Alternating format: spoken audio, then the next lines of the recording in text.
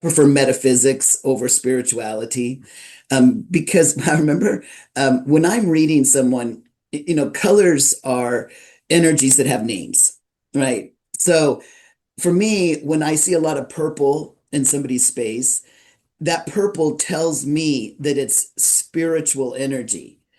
And I remember again talking to Ankiyaya when I first started reading, and I'm like, well, what's spirituality? And what do I add and subtract to get to spiritual? Right. To me, spirituality means you're connected to your guides and angels, you're connected to your higher self soul, you're connected to whatever you think the highest energy is, whether you think it's a being or a matrix or whatever, a computer running somewhere, whatever you think it is. And that means while you're walking around the planet, you're tapping into those three sources. Understand now.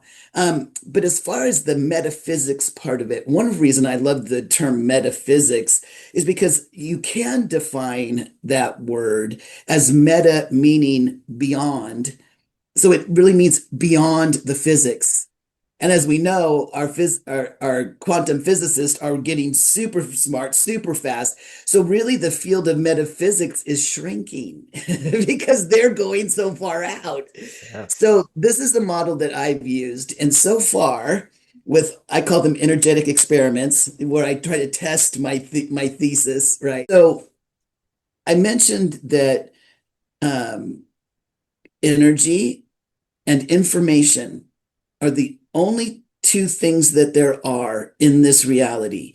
And I know that because I read this reality clairvoyantly. So I only see color, or I see an image, or I see a colored image. So if we were to take that model, we could say that our body is made up of energy and information. If I were to look at you clairvoyantly, the energy would be a color and the information would be little images. Your chakras, right, are full of energy and information, as well as your aura. So I have tools that work for me, and they seem to work for my clairvoyant students.